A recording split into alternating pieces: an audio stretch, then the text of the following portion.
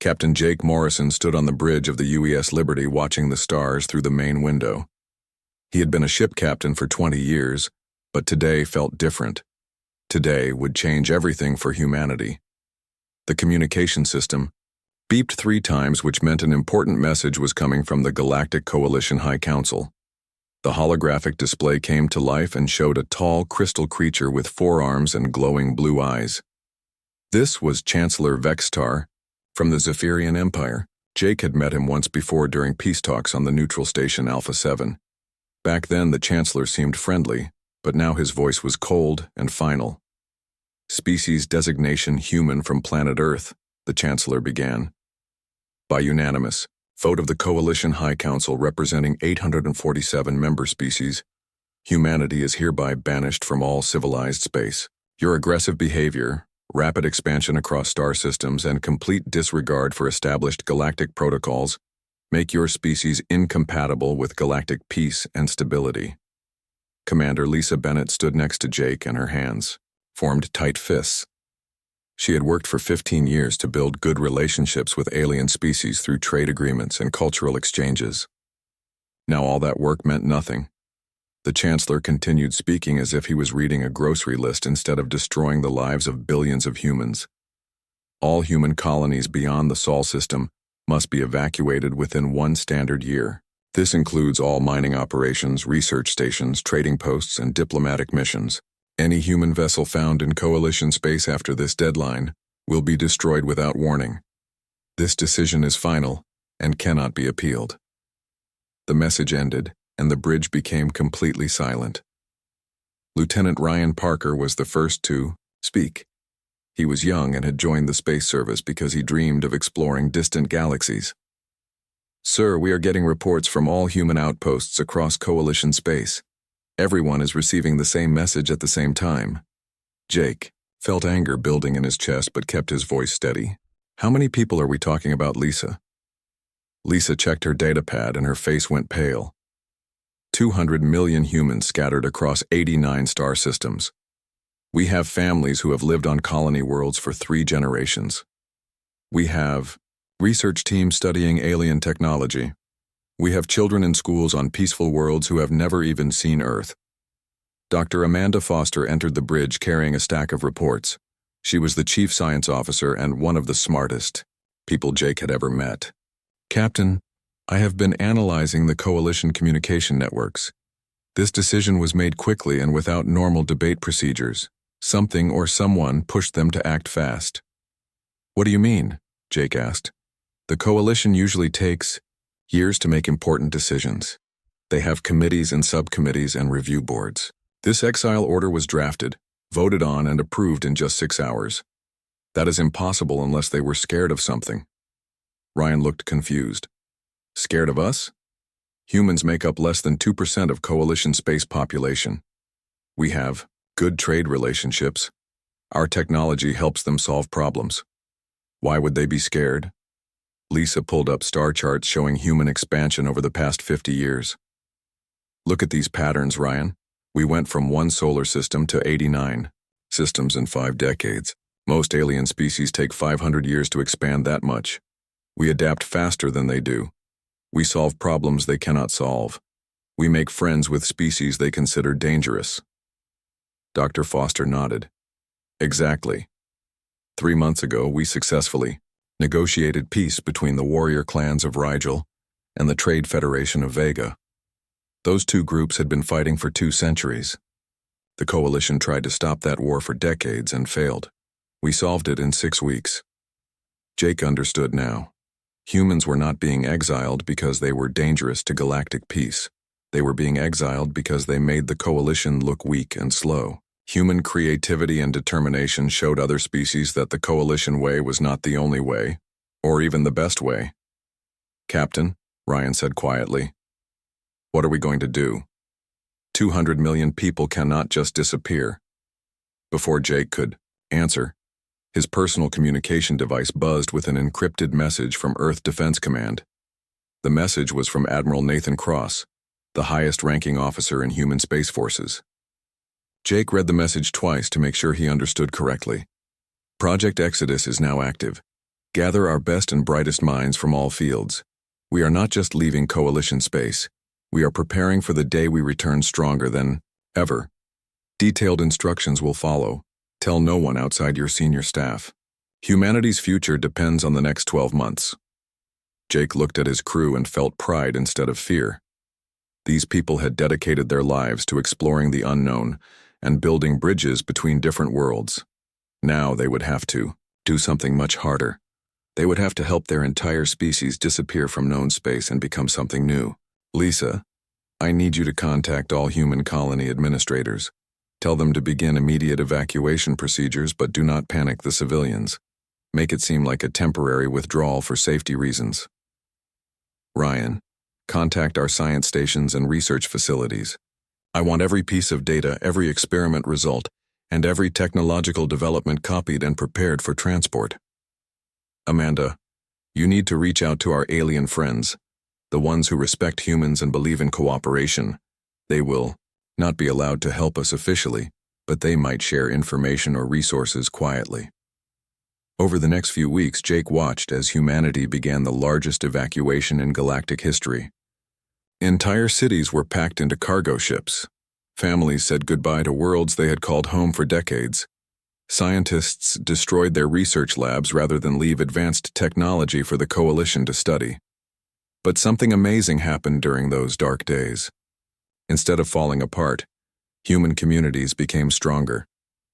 People shared resources without being asked. Strangers helped each other pack and move. Children comforted other children who were scared about leaving their homes. Jake realized that the coalition had made a serious mistake. They thought exiling humans would make them weaker and force them to beg for readmission. Instead, they had given humanity a reason to unite completely for the first time in their history.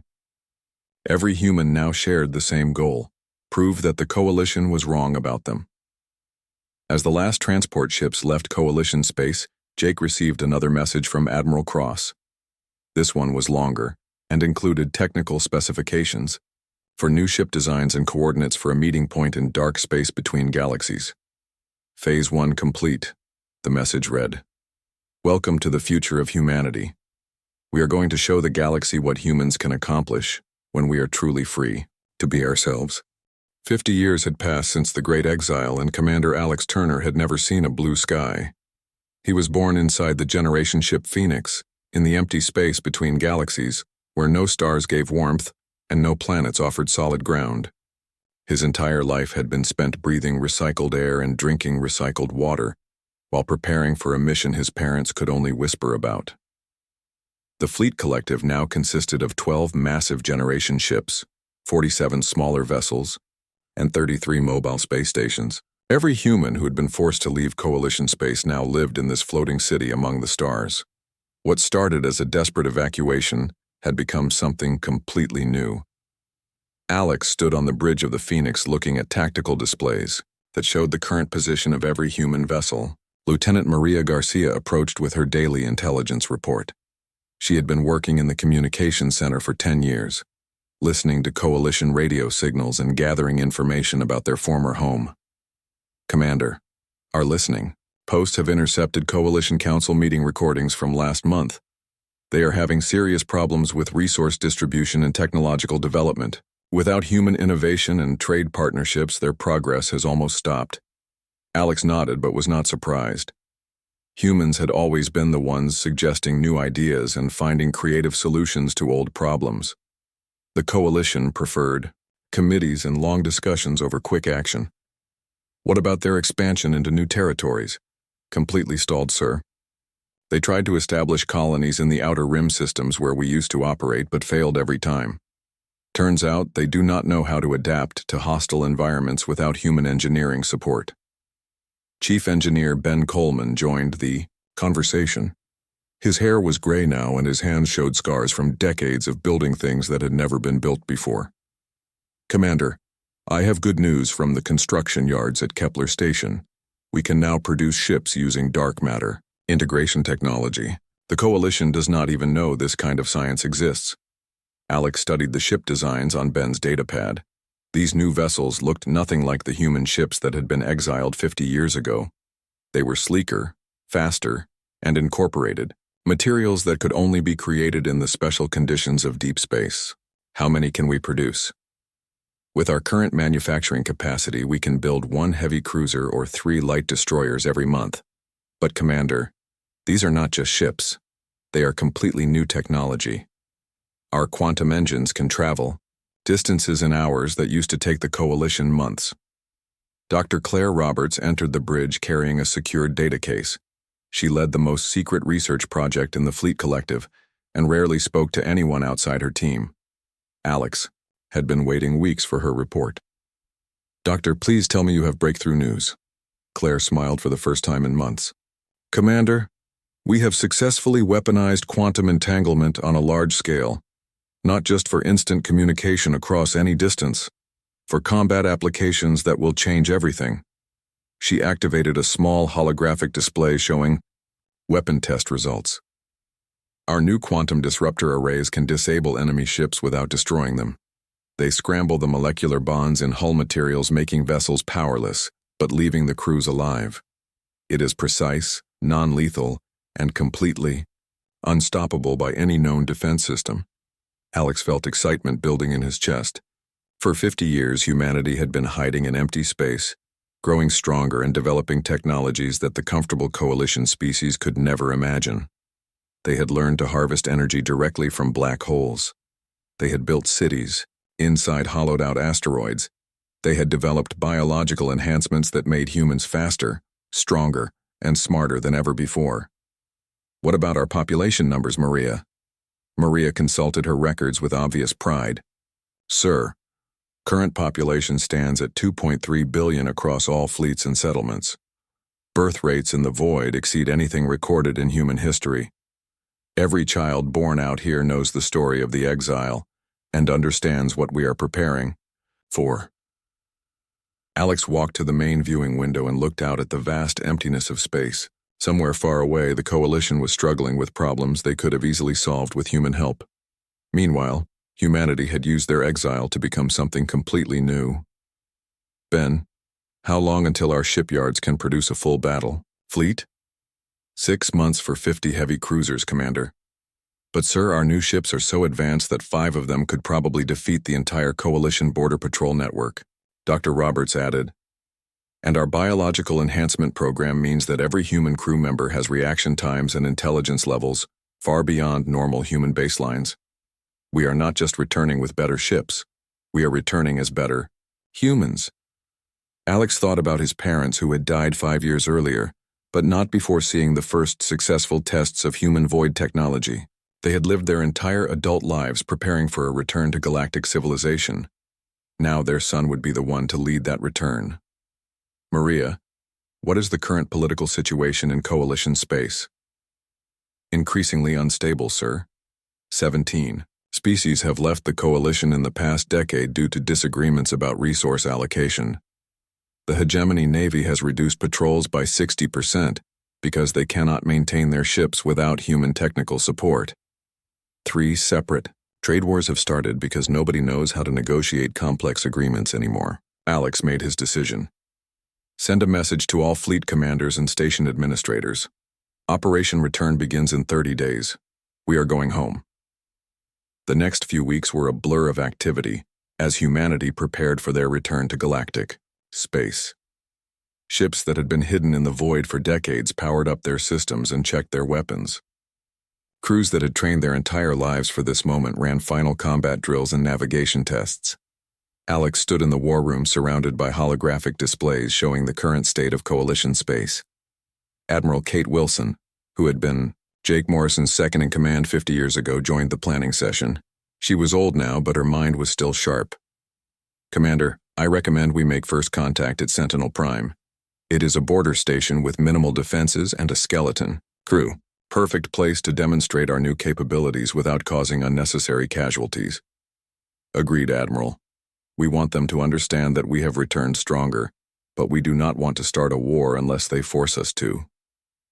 Dr. Roberts had been working on psychological warfare applications of their new technology. "Sir, our quantum communication arrays can broadcast directly into Coalition command centers. We can announce our return to every species simultaneously and show them exactly what we have become. Alex approved the plan. Humanity would not sneak back into galactic space like refugees begging for forgiveness. They would announce their return as equals demanding respect. The Coalition had exiled them because they feared human unpredictability and innovation. Now they would see what 50 years of unlimited human creativity could accomplish. On the day of departure, Alex addressed the entire fleet collective via ship-wide communication. Citizens of humanity, today we begin our return to the galaxy that cast us out. We return not as the same people who were exiled 50 years ago. We return as something new, something stronger, something the galaxy has never seen before. The Coalition feared our ability to find solutions they could not imagine. They feared our refusal to accept limitations. They feared our determination to keep growing and exploring. They were right to fear these things because we have spent 50 years making ourselves even better at all of them. As the first human, ships prepared to enter Coalition space for the first time in half a century, Alex felt the weight of history on his shoulders. Humanity was about to discover whether their long exile had prepared them for the future or simply made them strangers in their former home. Commander Zekthal of the Hegemony Navy had been stationed at Sentinel Prime for 12 years and found the assignment incredibly boring. The border station monitored a quiet sector of space that nobody ever visited. Most days he spent his time reading old battle reports and wondering why the Coalition maintained such expensive outposts in empty regions. That morning started like any other, until his sensor operator reported something impossible. "Commander, I am detecting a vessel approaching our position, but it is not showing up correctly on our systems."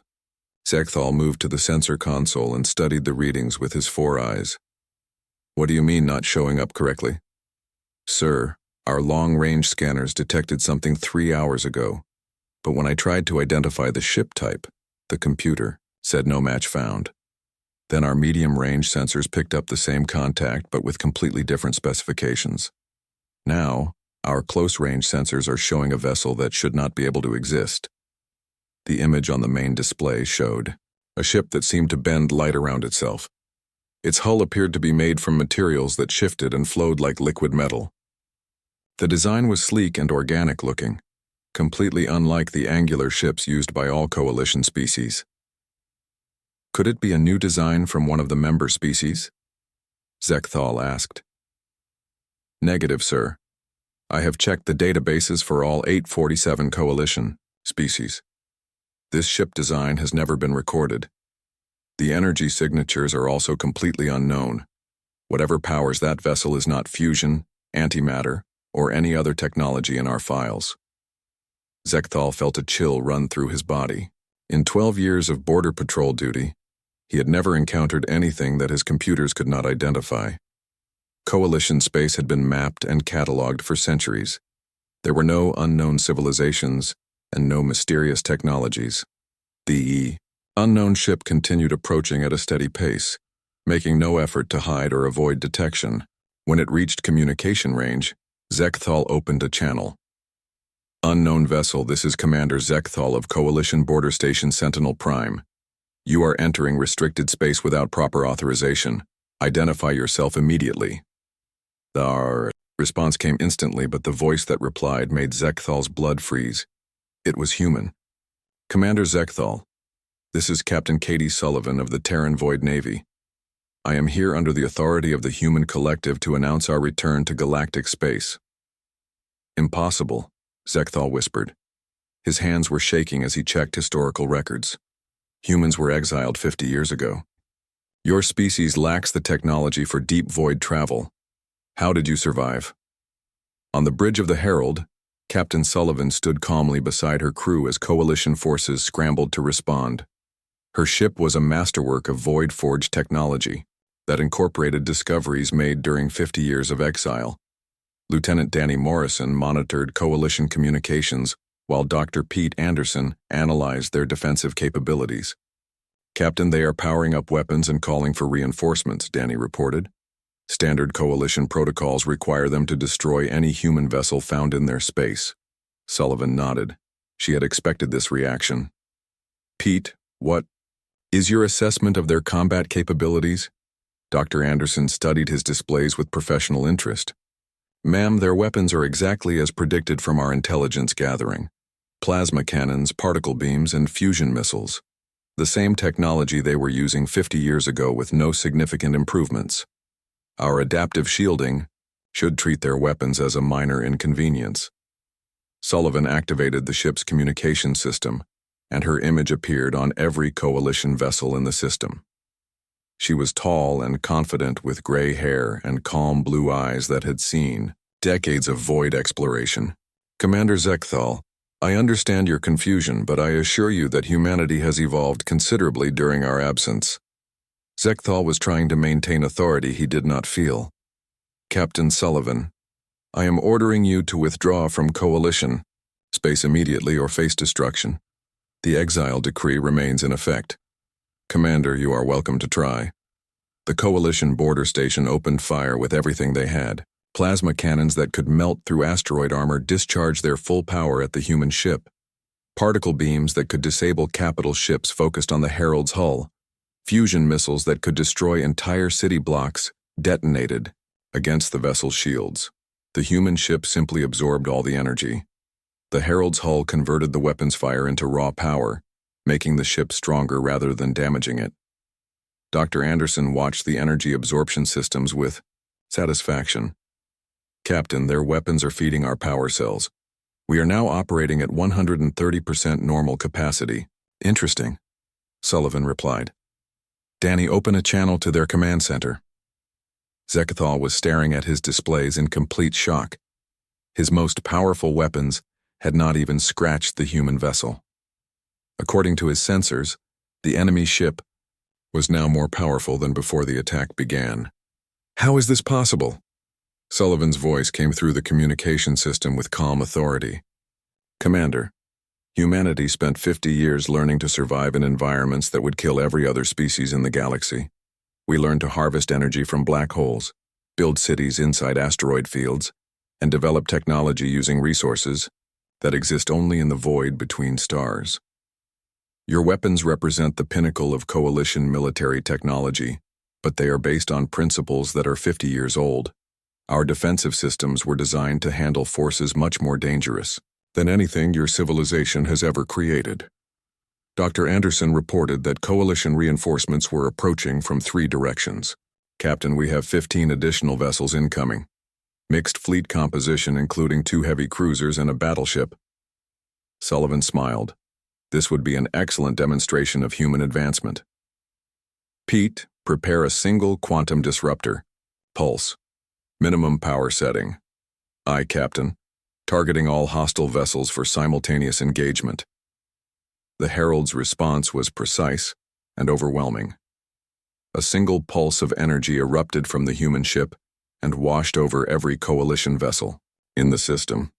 The effect was immediate and complete.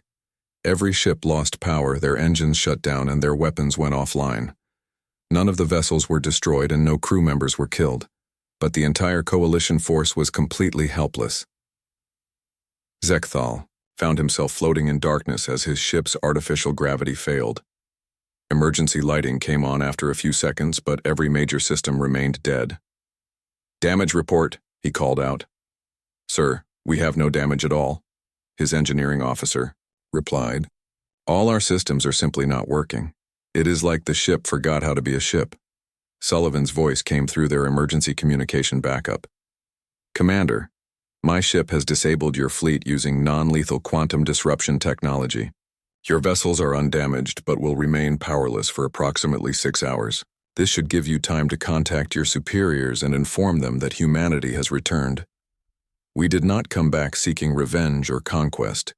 We came back because this galaxy is our home too, and we have technologies that can benefit every species, but we will not be exiled again and we will not accept second-class status. As rescue ships arrived to collect the disabled Coalition forces, Sullivan sent her final message. Tell your High Council that humanity requests a meeting. We have spent 50 years developing solutions to problems they do not even know they have. It is time to discuss the future of galactic civilization. Zekthal watched the human ship disappear into hyperspace using a drive system his sensors could not understand. In his 12 years of military service, he had never felt so helpless or so impressed at the same time. The humans had returned and everything was about to change. Within hours, reports of the encounter at Sentinel Prime reached every coalition world. The impossible had happened.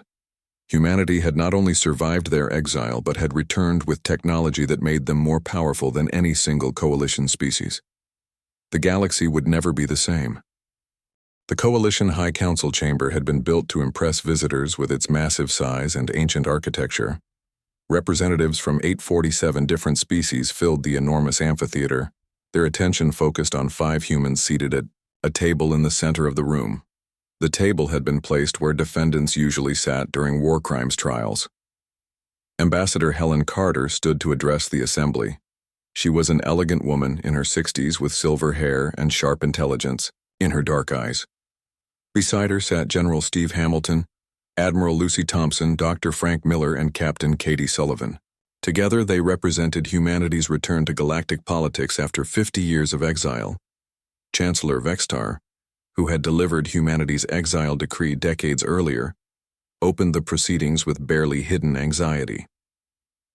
The crystal being's forearms gestured nervously as he spoke. The Coalition recognizes the unexpected return of the human species to galactic space. However, your exile was issued for the safety of all civilized worlds. That sentence remains in effect and must be respected. Carter smiled politely. Chancellor, with respect, we did not request permission to return. We are here to discuss the terms of galactic reintegration, and specifically humanity's role in fixing the problems you have created in our absence. A wave of angry sounds erupted from the assembly. Species from across the galaxy chittered, buzzed, clicked, and roared their displeasure at the humans' bold statement. The hegemony representative, General Mordock, rose to his full 3-meter height and pointed one of his 6 arms at the human delegation. How dare you suggest that we require assistance from your violent species? The Coalition has maintained peace and prosperity throughout the galaxy for 50 years without human interference. Dr. Miller activated his portable display unit and projected data that filled the air above the chamber. Charts and graphs showed devastating evidence of Coalition decline since the human exile. General Mordock, let me share some interesting facts about your peaceful prosperity. The holographic displays showed technological advancement across all Coalition species had essentially stopped after humanity's departure. Resource allocation had become increasingly inefficient. Basic problems like asteroid mining, terraforming, and interstellar communication had seen no significant improvements in 5 decades. While you maintained your comfortable status quo, we were forced to innovate or die in the void between galaxies. We developed faster-than-light communication that works instantly across any distance. We created matter conversion technology that can transform raw materials into any needed substance. We perfected biological enhancement techniques that have made humans stronger, faster, and more intelligent than our ancestors. Admiral Thompson leaned forward, and her voice carried the authority of someone who had commanded fleets in the emptiness of space. We also developed quantum manufacturing systems, dark matter harvesting stations, and gravitational manipulation technology. Any of these innovations could revolutionize galactic civilization.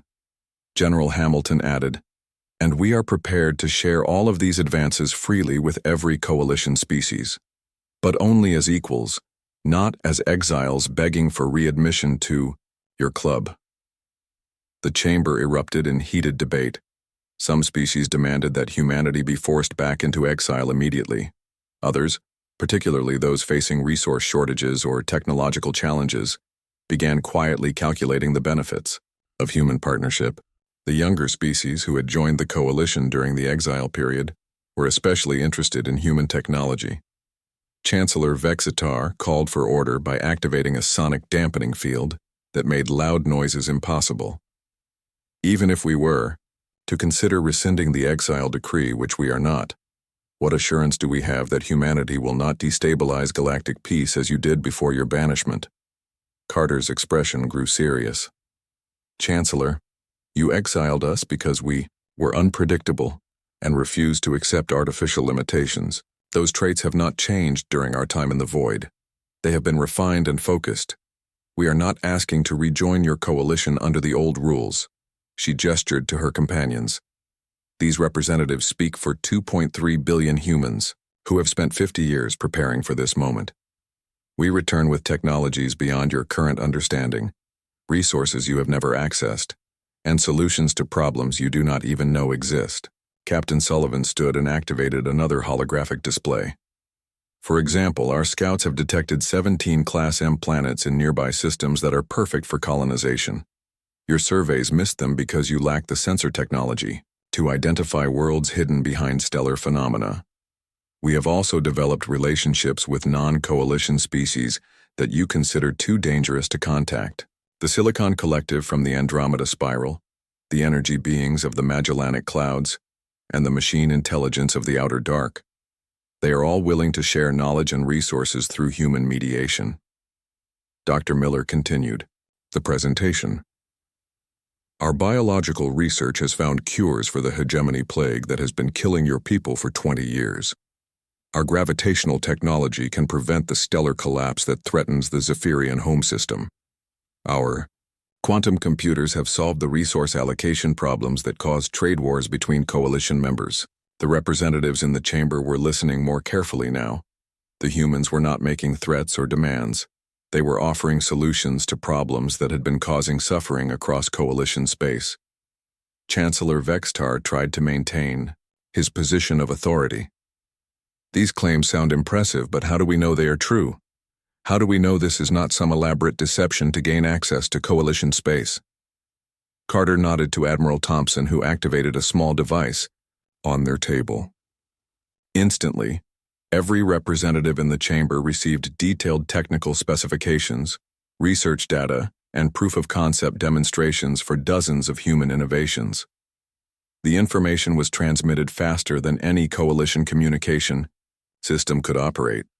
That was our quantum communication network in action, Thompson explained. Every species in this chamber now has enough information to verify our claims and begin implementing the technologies immediately. We are not asking you to take our word for anything. The Aquarian delegate, whose people had been struggling with ocean pollution on their homeworld for decades, stood with obvious excitement. The water purification techniques in this data could save my entire civilization. How quickly could human engineers travel to our system to implement these systems? Our technical teams are already prepared for immediate deployment, Carter replied. But first we need to establish the framework for cooperation. General Hamilton stood, and his voice carried the weight of military experience. We are not the same humans who were exiled 50 years ago. We have evolved beyond your recognition. But we remember being part of galactic civilization, and we remember the friendships we built with many of your species. The choice before you today is simple. Work with us to create a new form of galactic government based on cooperation and innovation, or remain stagnant while the universe moves forward without you. Captain Sullivan added the final element of their presentation. Our deep space monitoring stations have detected concerning activity in the galactic core region. Unknown energy signatures, massive construction projects, and what appear to be scout ships from extragalactic civilizations. The threats facing this galaxy in the coming decades will require cooperation between all of our species. Humanity offers partnership in facing these challenges together. We bring advanced technology, innovative thinking, and 50 years of experience surviving in impossible conditions. What we ask in return is recognition as equals, and the freedom to help build a better future for everyone. The silence that followed was heavy with the weight of galactic history being rewritten. Every species in the chamber understood that they were witnessing a turning point. The old coalition had maintained peace through stagnation and control. Humanity was offering something completely different: growth through cooperation and innovation. Chancellor Vextar looked around the chamber and saw that many of his fellow representatives were already studying the human technical data with obvious interest. The choice was no longer whether to readmit humanity to coalition space. The choice was whether the coalition would evolve or be left behind as the galaxy moved toward a more dynamic future. 2 years had passed since the historic assembly that changed galactic civilization forever. Director Carol Evans stood in the observation deck of the Galactic Partnership Complex, watching ships from hundreds of different species dock at the massive space station. The old Coalition headquarters on Nexus Prime had been completely rebuilt using human void forging techniques combined with traditional alien engineering methods. The result was a structure unlike anything the galaxy had seen before. The station could house 5 million beings from different worlds while providing perfect environmental conditions for each species. Gravity sections, atmospheric zones, and temperature controls allowed every type of life to exist comfortably in the same facility. Commander Tony Rodriguez approached with his daily status report. He had been Carol's aide since the formation of the new partnership government and took pride in tracking their remarkable progress. Ma'am, we now have 346 species participating in the partnership structure. The remaining coalition holdouts are beginning to reconsider as their economies fall further behind partnership members. Carol smiled as she watched a hegemony transport dock next to a human research vessel. 2 years ago, those species had been suspicious enemies. Now they were working together on joint projects that benefited both civilizations. What about our technology sharing programs, Tony? Exceeding all projections, ma'am. The quantum drive systems we shared have cut interstellar travel times by 90%. The Zephyrian energy crisis has been completely resolved using our black hole harvesting techniques. Even the warrior clans of Rigel are using human biotechnology to heal injuries that would have been fatal under their old medical systems. Dr. Kevin Wright joined them with updates on the most ambitious projects in partnership space. He had been promoted to head of the Galactic Research Initiative after his success in developing practical applications for human void technology. Director, I have excellent news from multiple fronts. The terraforming project in the Kepler Desert is ahead of schedule. We are using human biological enhancement techniques combined with Aquarian water management systems and crystalline atmospheric processors. The first permanent settlements will be established 6 months early. Carol felt deep satisfaction as she reviewed the progress reports. During the dark years of exile, many humans had wondered if they would ever be part of galactic civilization again. Now they were not just participants, but leaders in creating something better than had existed before. Any word from Earth, Kevin? Reconstruction is proceeding beautifully. The oceans are cleaner than they have been in centuries thanks to Aquarian purification technology. The new atmospheric processors developed jointly with the Sky Dancers have reduced climate instability by 60%. Earth will soon be more habitable than it was before human space expansion began. Captain Jake Morrison III approached their group. He was the great-grandson of the legendary captain who had led humanity's evacuation from Coalition space 50 years earlier. Now commanding the partnership flagship Unity, he represented the new generation of humans who saw alien cooperation as natural rather than revolutionary.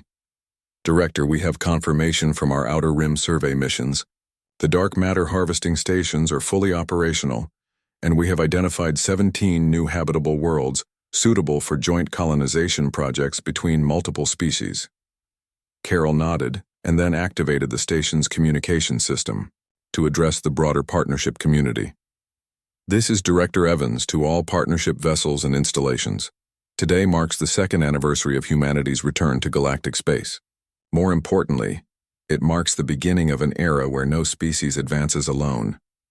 She paused to look out at the bustling activity of ships representing hundreds of different worlds. 50 years ago, the old coalition exiled humanity because we were considered too unpredictable, too innovative, and too unwilling to accept the word impossible. They were correct about our nature but wrong about it being a weakness. Today, former coalition species mine asteroids using human quantum extraction techniques, while humans explored dangerous nebulae using crystalline navigation systems that can see through any stellar phenomenon. Our children learn advanced mathematics from computational species while alien youngsters study human literature and philosophy. We have not simply returned to the galaxy. We have helped the galaxy discover what it was always meant to become. In the depths of space near the Galactic Rim, Coalition patrol ship Vigilant detected massive energy signatures approaching from the direction of the galactic core. Captain Zureth was one of the few Coalition loyalists, still maintaining traditional border patrols and systems that had refused to join the partnership. He had spent 2 years watching former Coalition species adopt human technology and prosper, while his own people struggled with outdated equipment and declining resources. Now his sensors were showing something that made his blood run cold. Communications officer, send an emergency broadcast on all frequencies including partnership channels, he ordered. Unknown alien fleet detected at coordinates 847 Alpha Prime. Configuration suggests extragalactic origin. Fleet composition appears massive and potentially hostile.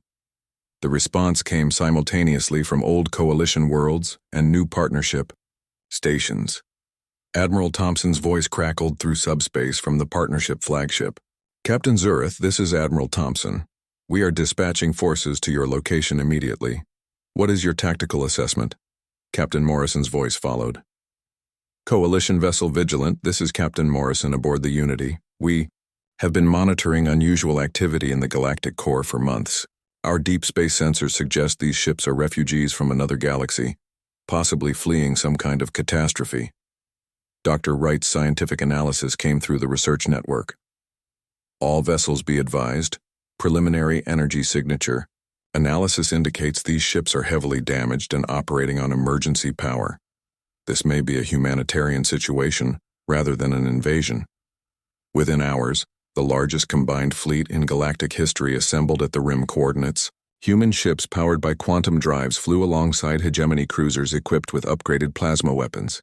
Zephyrian vessels using human energy shields protected Aquarian medical ships carrying advanced healing technology. Even old Coalition holdouts joined the response fleet.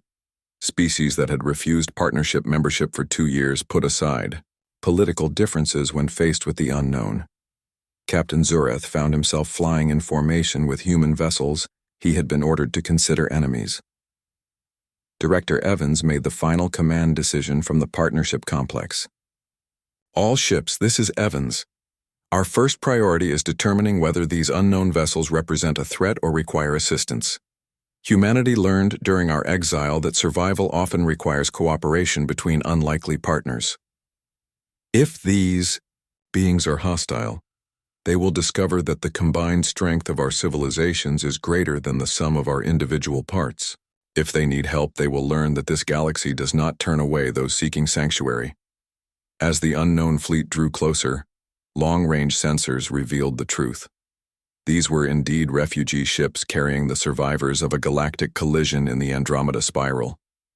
Their civilization had been fleeing the destruction for decades, searching for a new home among the stars.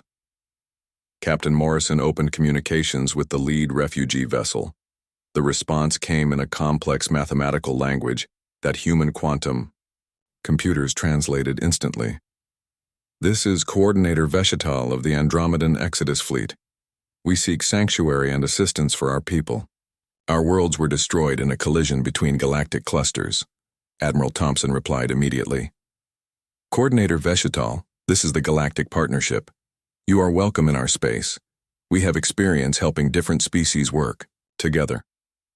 Our medical ships are already moving to assist any injured among your fleet. Dr. Wright added, we have 17 newly discovered habitable worlds available for colonization. Our terraforming technology can adapt them to meet the environmental needs of your people. Director Evans made the final offer.